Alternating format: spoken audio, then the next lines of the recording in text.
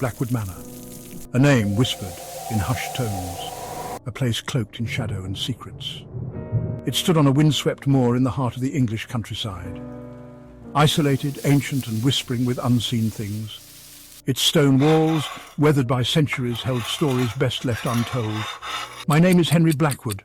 This is my ancestral home, a place I thought I knew like the back of my hand. But the manor held a darkness I never imagined.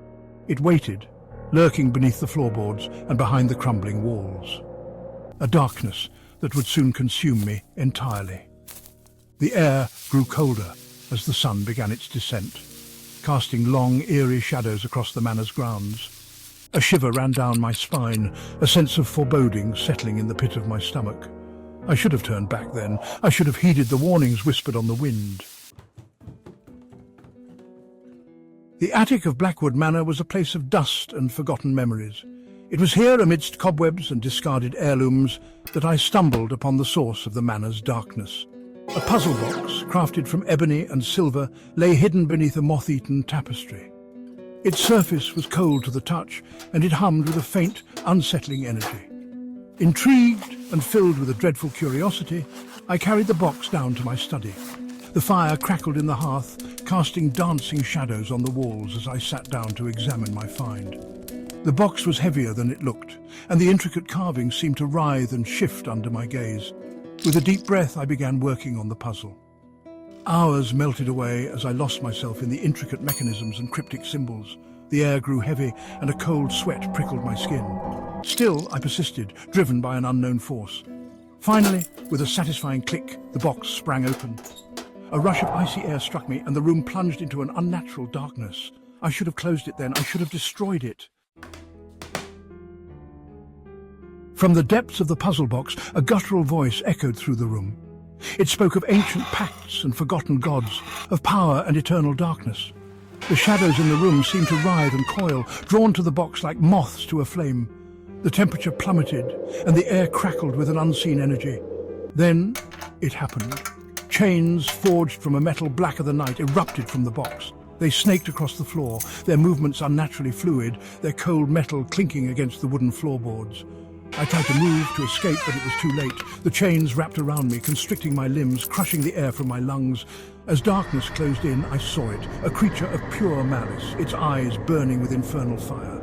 Its laughter echoed in my ears, a symphony of suffering and despair. This was no nightmare, this was real, and it was only the beginning. The demon had come. Section 4. The Brothers Return. Years passed, years filled with whispers and strange occurrences. Blackwood Manor remained abandoned, shunned by the locals who knew its dark secret. Then my brother Edward returned. He had been away, estranged from the family and the darkness that clung to our name. Edward arrived with his wife, Clara, and their young daughter, Emily. They were oblivious to the evil that lingered within the manor's walls. Edward, ever the optimist, saw it as a chance for a new start. He saw only the grandeur of our ancestors, not the darkness they had left behind. I watched them from the shadows, a prisoner in my own home. The demon had bound me to the manor, my spirit tethered to the mortal realm. I was trapped, forced to witness the horrors that unfolded within those cursed walls. Section 5. Blood Awakening. One night, driven by curiosity and a desire to uncover the manor's secrets, Edward stumbled upon the attic. He found the puzzle box, still resting where I had left it all those years ago.